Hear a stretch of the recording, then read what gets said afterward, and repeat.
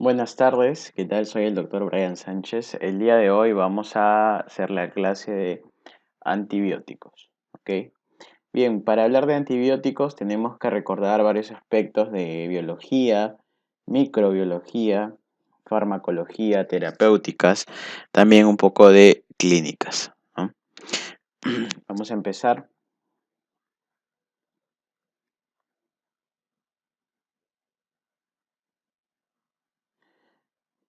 Vamos a recordar un poco de respecto a qué, a las bacterias, ¿ok?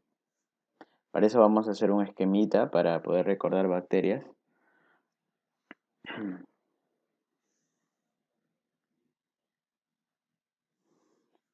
Bien, en bacterias entonces tenemos que recordar que son células procariotas, ¿ok?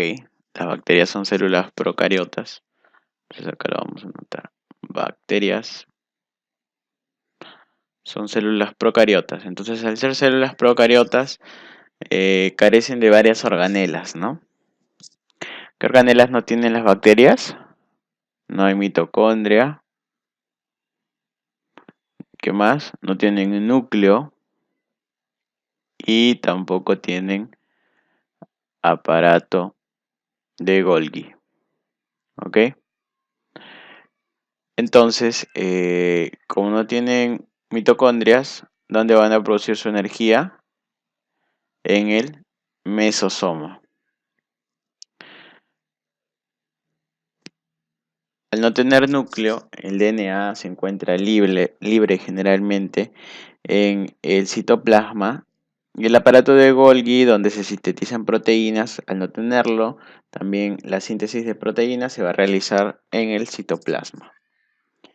Habiendo hecho esta breve introducción, también las bacterias las podemos clasificar de acuerdo a la pared celular, ¿no?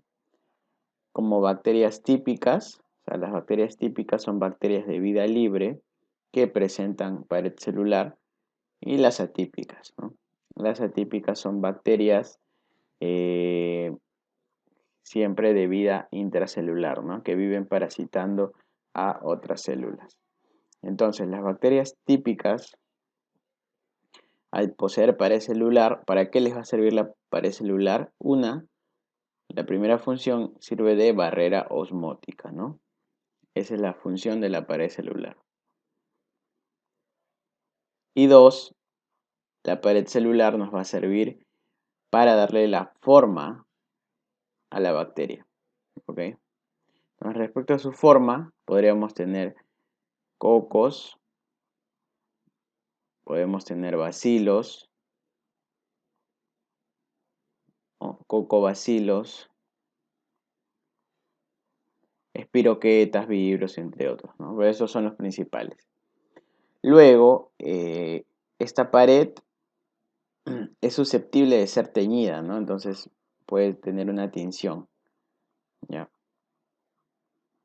Tinción. Y la tinción puede ser de dos tipos, ¿no? Bueno, de tinción hay varios tipos de tinción, pero vamos a hablar específicamente de la tinción Gram, ¿ya? Entonces, la tinción Gram nos va a dar de dos tipos de bacterias, las Gram positivas y las Gram negativas, ¿ok? Las Gram positivas, ¿de qué color se pintan? Rojo, azul, morado, ¿no? Azul, morado. Y las Gram negativas se pintan ¿de qué color? De color rosado, ¿ok? Seguimos, estas bacterias a su vez las podemos clasificar de acuerdo a su crecimiento en cultivos con oxígeno o sin oxígeno, ¿no? Y pueden ser bacterias aerobias o anaerobias. Esto para términos didácticos, académicos, ¿no? Porque también las bacterias pueden ser microaerófilas, aerobias facultativas, anaerobias facultativas, ¿no? Pero para el término práctico de la clase y enfocarnos en la terapéutica específicamente en el tema de antibióticos que estamos revisando el día de hoy, vamos a hacerlo de esta forma. Entonces, si hacemos la combinación de bacterias de acuerdo a su tinción y de acuerdo a si son aerobias o anaerobias, vamos a tener cuatro grupos, ¿no? las gram positivas aerobias y anaerobias y las gram negativas aerobias y anaerobias. ¿Ya?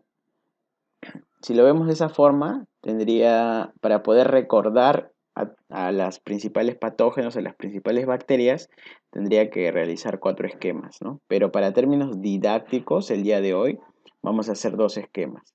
El esquema de los gram positivos y el esquema de los gram negativos. Y vamos a asumir que todas son aerobias, ¿ya? Y cuando estemos frente a una anaerobia, lo vamos a decir, ¿ya? Para que tengan presentes cuáles son las anaerobias. Entonces, de esta forma tenemos que hacer un repaso de todas las bacterias antes de entrar específicamente a ver a los antibióticos y su espectro de acción y sus detalles, ¿no? Individualmente de cada uno.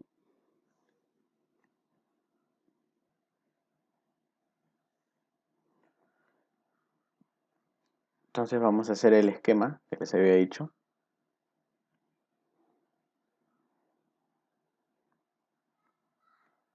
Ya.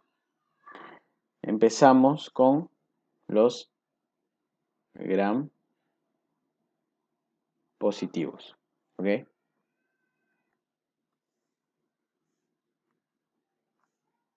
Entonces los gram positivos pueden ser bacilos, pueden ser cocos.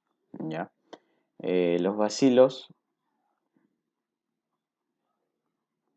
vamos a hablar de 4 principalmente. ¿Ya? El Clostridium,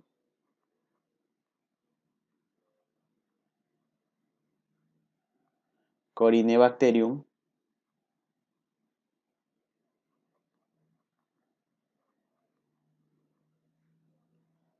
la Listeria y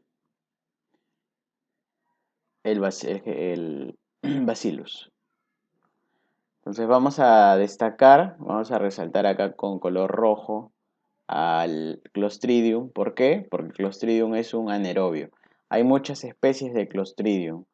Tenemos al Clostridium difficile, al Clostridium perfringens, ¿no? Que por ejemplo el Clostridium difficile, ¿qué es lo que va a causar? La colitis pseudomembranosa, ¿no? Entonces tenemos el difficile que va a causar la colitis pseudomembranosa, que es ocasionada ¿por qué? Por antibióticos. ¿Qué antibiótico es el que más frecuentemente causa colitis pseudomembranosa? La clindamicina. La clindamicina es el antibiótico que más frecuentemente causa colitis pseudomembranosa. Ahí va a proliferar el Clostridium difficile. ¿Qué tratamiento le podríamos dar a la colitis pseudomembranosa por Clostridium difficile? Podemos darle metronidazol, ya es una opción. La otra opción, ¿cuál es? Darle vancomicina vía oral. Vancomicina vía oral para el tratamiento de Clostridium difficile que ha causado colitis pseudomembranosa. También hay otro Clostridium, en realidad hay varios, ¿no? Vamos a mencionar al Clostridium perfringens, ¿no? Que va a causar infecciones necrotizantes. ¿Ya? Corynebacterium, ¿qué va a causar? ¿Qué patología? ¿Recuerdan? Difteria. ¿Ya? Corynebacterium va a producir difteria, no lo olviden. La listeria, ¿por qué es importante recordar? Porque es una bacteria que va a afectar principalmente a pacientes que están en los extremos de la vida, ¿no? A los neonatos les puede afectar listeria y a los ancianos. En listeria, ¿qué es lo que debemos recordar? El tratamiento para listeria, ¿no? Que siempre preguntan. ¿Cuál es? Ampicilina. ¿Ya? Solamente ampicilina, ampicilina sola, mejor dicho, es el tratamiento para listeria. Ya siempre en problemas de meningoencefalitis en extremos de la vida o cuando se sospeche de listeria, hay que ampliar y cubrir con ampicilina. Ya recuerden eso. Bacillus, tenemos algunas especies como el Bacillus anthracis, ¿no? Que va a causar ¿qué cosa? El carbunco, cuyo tratamiento es el ciprofloxacino. ¿Ok? Seguimos, ya hablamos de bacilos, ahora vamos a hablar de cocos. Los cocos se pueden clasificar de acuerdo si son catalasa positivos o si son catalasa negativos. ¿Ya?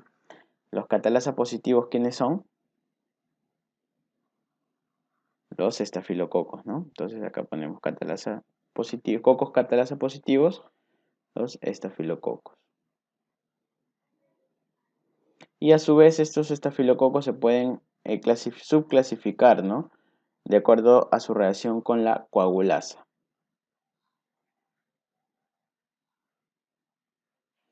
¿Ya? Entonces pueden ser coagulasa positivos o coagulasa negativos. Recordemos, estafilococos, ¿qué forma tenían? Forma de racimos. ¿Ok? Forma de racimos para estafilococo. Entonces, como les había dicho, se pueden clasificar de acuerdo a su reacción con la coagulasa. Si son coagulasa positivos, ¿a quién tenemos ahí? Al S. aureus, ¿no? S. aureus es el estafilococo coagulasa positivo.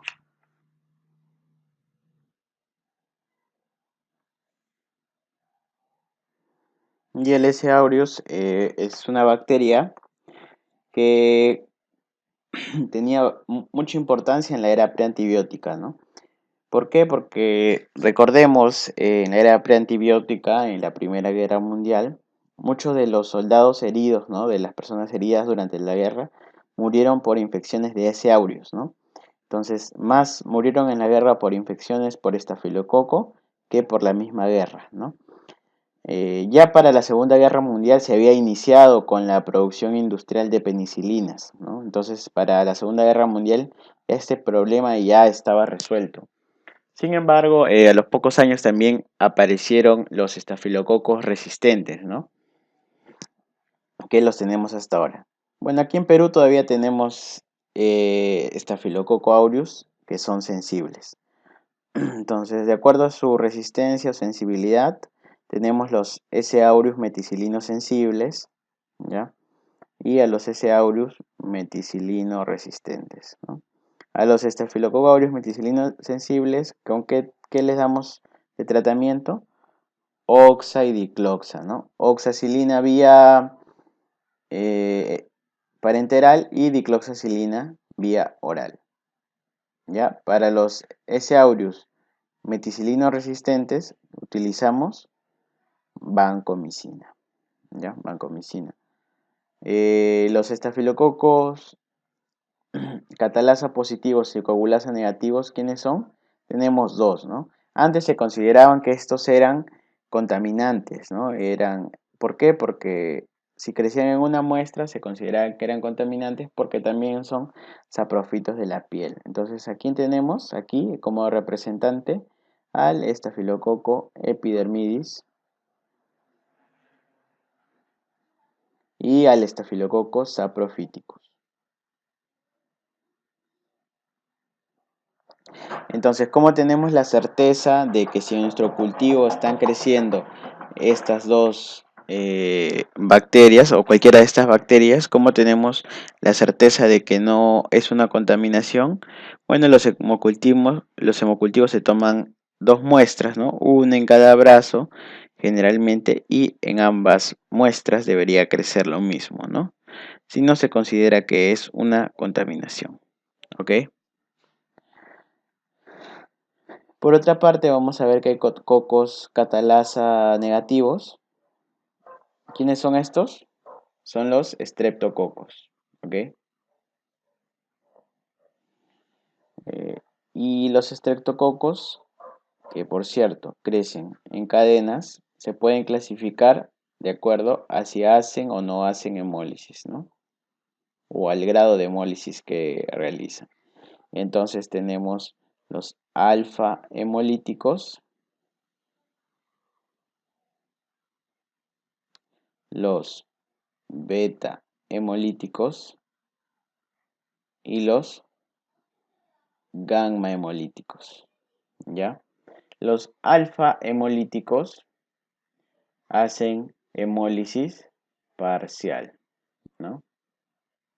Parcial con alde alfa. Los beta hemolíticos hacen hemólisis completa. Y los gamma hemolíticos hacen hemólisis, no hacen, ¿no? Nada, ¿no? No hacen hemólisis. Ya. A su vez, los alfa-hemolíticos tenemos dos representantes, ¿no? El Streptococcus pneumoniae,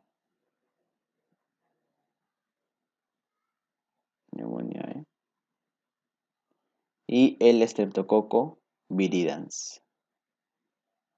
¿Por qué es importante el Streptococcus pneumoniae? Porque es causa de infecciones respiratorias altas. Neumonías, otitis, sinusitis son causas de Streptococcus pneumoniae, la principal causa, ¿no? De las neumonías adquiridas en la comunidad, aproximadamente el 60% es por Streptococcus pneumoniae. ¿Por qué es importante el Streptococcus viridans? ¿Dónde radica su importancia? Anteriormente era la primera causa de endocarditis infecciosa, ¿no? Ahora ya no lo es, ahora ha sido relegada ¿por quién? Por el Staphylococcus aureus, ¿no? Pero todavía sigue siendo causa de endocarditis Streptococcus viridans. Ya es ahí que radica su importancia. Los estreptococos que hacen beta hemólisis se clasifican de acuerdo a la clasificación de Lancet, ¿ya? Y los dos principales son los del grupo A y los del grupo B, ¿no? Grupo A Streptococcus, que está en inglés, ¿no? Y el grupo B. ¿Quién es el estreptococo del grupo A? Es el estreptococo beta hemolítico del grupo A, el estreptococo piógenes. ¿Ok? ¿Y quién es el estreptococo beta hemolítico del grupo B? El estreptococo agalactiae. ¿Por qué es importante el estreptococo piógenes? El estreptococo piógenes se considera, ¿no?, uno de los patógenos más importantes, si es que no es el patógeno más importante, del ser humano. ¿Ok? ¿Qué nos podría dar el Streptococcus pyogenes? ¿Qué patologías? Una faringomielitis, ¿no? Lo más común. Pero también nos puede dar piodermas,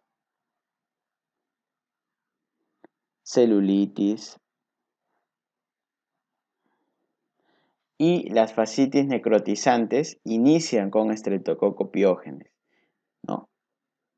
Luego se aumentan más bacterias, ¿no? Anaerobios, gram negativos, pero inician con Streptococcus pyogenes, ¿no? Durante las primeras 48 a 72 horas, la bacteria que va a desatar la fascitis necrotizante es el Streptococcus pyogenes, ¿no? Luego obviamente se agregan más bacterias. Y el Streptococcus pyogenes también causa dos respuestas inmunes importantes, ¿no?, en nosotros. Dos enfermedades autoinmunes, una es la glomerulonefritis postestreptocócica y la segunda, que se considera una enfermedad reemergente, ¿cuál es? La fiebre reumática. ¿Ya? Con eso estamos viendo el panorama de Streptococcus pyogenes. En el caso de Streptococcus galactiae, ¿dónde cobra importancia? En pacientes pediátricos generalmente, ¿no? Es causa de sepsis. Ya recuerden eso, que lo van a ver a más detalle en la clase de pediatría. Dentro de los gamma hemolíticos tenemos a dos, principalmente al enterococo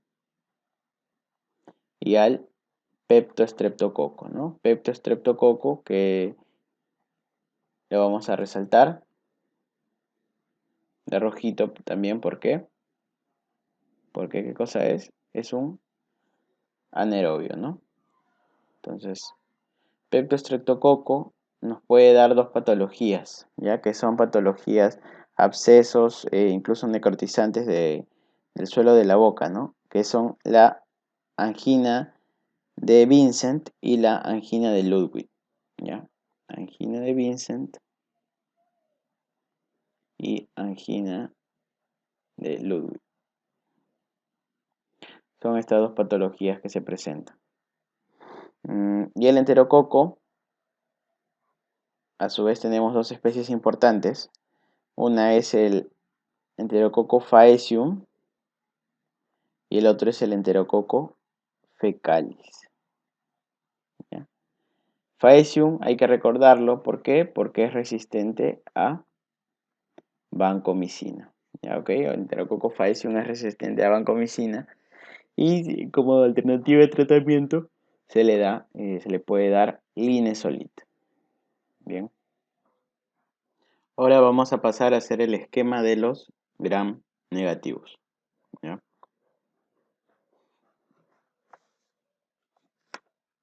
Los gram negativos los vamos a clasificar también de acuerdo a su forma, que pueden ser cocos, pueden ser cocobacilos o pueden ser bacilos. Entonces, en los cocos a su vez se van a subclasificar de acuerdo a su reacción, ¿no? Si son maltosa positivos o maltosa negativos. Los maltosa positivos, ¿a quién tenemos? A la Neisseria meningitidis. Y maltosa negativo tenemos a la Neisseria gonorreae, ¿ya? Maltosa negativo. Cocobacilos tenemos 4 importantes. Haemophilus influenzae, tenemos a la Pasteurella,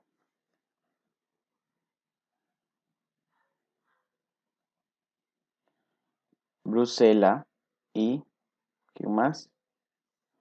Bordetella también, ¿no? Bordetella pertussis, que va a causar, ¿qué enfermedad? La tosferina, ¿no? Y finalmente en bacilos se van a clasificar de acuerdo a si fermentan o no fermentan lactosa, ¿ya? Fermentadores de lactosa. Entonces pueden ser fermentadores de lactosa positivos o fermentadores de lactosa negativos. A su vez, estos fermentadores de lactosa pueden ser fermentadores rápidos, en inglés fast, o fermentadores lentos, ¿no? Slow. Y los que no fermentan lactosa se clasifican de acuerdo a su reacción con la oxidasa, ¿no? Pueden ser oxidasa positivos u oxidasa negativos. Los fermentadores rápidos, Klebsiella, E. coli y el género de Enterobacter, ¿no? Y oxidasa positivo, aquí destaca quién, la Pseudomonas, ¿ya? No olvidar, Pseudomonas es un bacilo no fermentador de lactosa oxidasa positivo. En los fermentadores lentos tenemos a Citrobacter y Serratia, ¿ok? Y a los no fermentadores oxidasa negativos están la Shigella, Salmonella y Proteus. ¿Ya? Entonces ya tenemos el esquema para gram negativos y ya hace un momento vimos el esquema de gram positivos. Aquí vamos a hacer un pequeño cuadrito para aprovechar el espacio para hablar de los anaerobios, ¿no? Al momento de dar tratamiento para anaerobios y mencionar antibióticos, ¿qué nos importa? El diafragma, ¿no? Clásicamente, ¿qué decimos? Del diafragma para arriba o del diafragma para abajo. El diafragma para arriba quedamos Clinda, ¿no? Y del diafragma para abajo metronidazol. Es una forma práctica de enfocarlo, ¿no? Pero hay que recordar otros antibióticos que también cubren anaerobios, ¿no? ¿Quién más cubre? Los beta-lactámicos que tienen inhibidores de beta-lactamasas, ¿no? ¿Quién más va a cubrir anaerobios? Los carbapenems, ¿no? Y otro, el cloranfenicol, ¿ya? Es un breve repaso de antibióticos que cubren anaerobios antes de pasar a la siguiente lámina.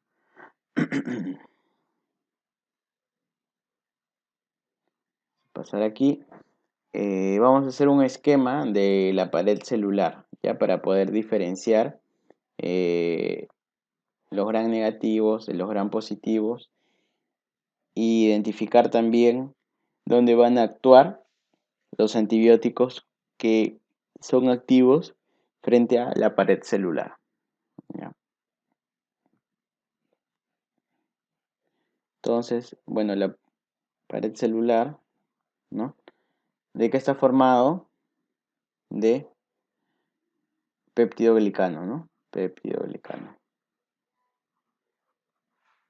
Que no es más que la suma de N-acetilglucosamina, ¿no? Enlazado con N-acetilmurámico, ¿ya?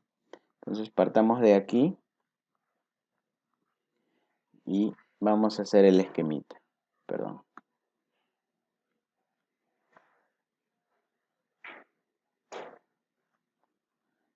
Entonces tenemos los ladrillitos, ¿no?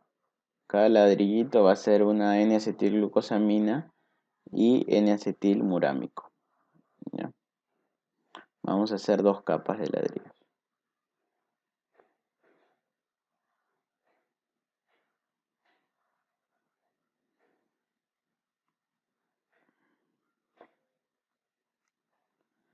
N-acetilglucosamina, N-acetilmurámico, N-acetilglucosamina, N-acetilglucosamina, N-acetilmurámico y N-acetilglucosamina. Esto se prolonga, ¿no? Por toda la pared celular. Ahora, entre capa y capa va a haber unos enlaces, ¿no? Unos enlaces peptídicos, que los vamos a pintar acá de celeste. Justamente sobre estos enlaces peptídicos es que va a actuar un antibiótico, ¿no? El beta-lactámico va a impedir que se formen esos enlaces peptídicos. Entonces, esta es una diana de acción, ¿no? Que va a impedir la formación, ¿quién? Los beta-lactámicos, ¿ya? Ahora, si seguimos completando acá, por dentro, ¿qué tendremos aquí? El intracelular, ¿no? El intracelular, o sea, el citoplasma, acá sobre la pared va a estar la membrana celular, ¿no? Por fuera, solo en los gram negativos que tenemos, una bicapa fosfolipídica adicional, ¿no? Entonces, es una bicapa fosfolipídica característica de los gram negativos, ¿no? Los gram negativos. Y sobre esta bicapa fosfolipídica vamos a tener unos sacáridos, ¿ya? Que son las toxinas, ¿no? Entonces, los gram negativos van a tener sus toxinas por fuera en esa bicapa fosfolipídica. ¿Y por qué son importantes estas toxinas? Porque van a ser causas de sepsis, ¿no? Por eso tenemos que los gram negativos son los que más provocan sepsis.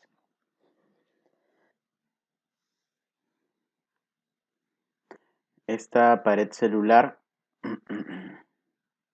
es más gruesa en gram positivos, ¿no? En gram positivos tiene aproximadamente 40 capas, ¿no?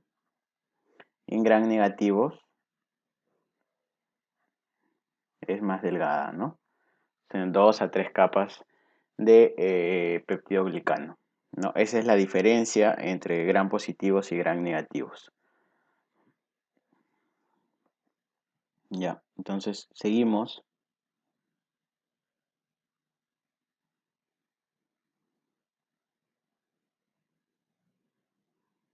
Ahora vamos a ver los grupos de antibióticos y dónde van a actuar, ¿no? Esto es importante, sí, recordar.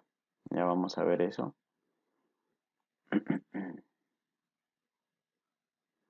Entonces acá tenemos la pared celular de una bacteria, ¿ya? Tenemos su pared celular y por dentro, ¿qué vamos a tener? La membrana citoplasmática, ¿no? Tener su membrana citoplasmática también.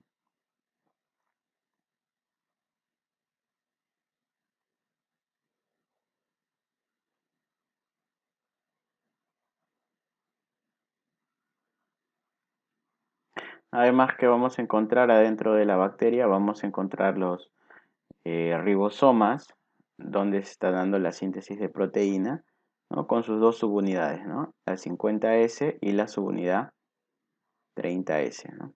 30S. Acá dibujamos otro ribosoma, 50S, y su subunidad 30S. Por aquí, ¿quién va a estar pasando? El ARN, ¿no? El ARN va a pasar por aquí. Libre en el citoplasma también vamos a encontrar a los ácidos nucleicos, ¿no? Vamos a encontrar el DNA por aquí, ¿ya? Al ADN.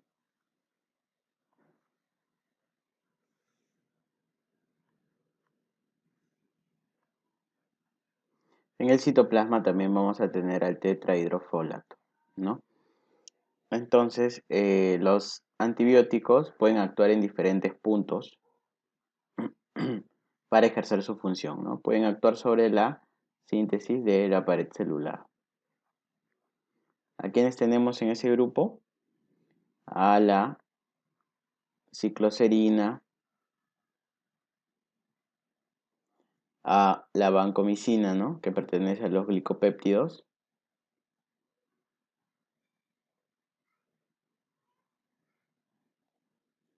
¿A quién más? A los betalactámicos, a la fosfomicina, ya. Seguimos. ¿Quién va a actuar sobre el DNA? ¿Quiénes actúan? Las quinolonas, ¿no? Las quinolonas van a actuar sobre el DNA. Sobre el RNA, ¿qué antibiótico actúa? La rifampicina. Ya, la rifampicina va a actuar sobre el RNA. En la síntesis de proteínas tenemos aquellos que actúan sobre la subunidad 50S, que son los macrólidos, el cloranfenicol y las lincosamidas, ¿no? ¿Quién está ahí? La clindamicina, ¿no? La clindamicina es una lincosamida. Sobre la subunidad 30S tenemos ¿a quién? A las tetraciclinas y a los aminoglucósidos. A los aminoglucósidos. Sobre la membrana citoplasmática tenemos ¿a qué antibiótico? A la polimixina. Y sobre el metabolismo del tetrahidrofolato del ácido fólico tenemos al trimetoprim, al sulfametoxazol también, ¿no? Entonces es una visión general, un esquema general de la bacteria y los puntos de acción donde va a actuar cada antibiótico.